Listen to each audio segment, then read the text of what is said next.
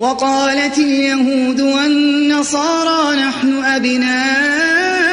الله وأحباؤه قل فلم يعذبكم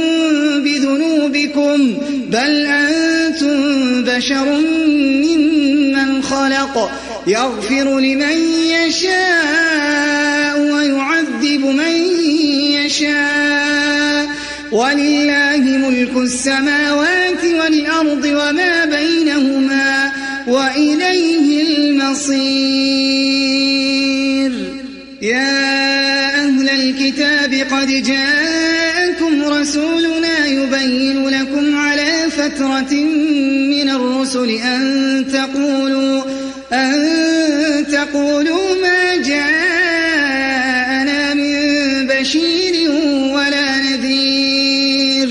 فقد جاء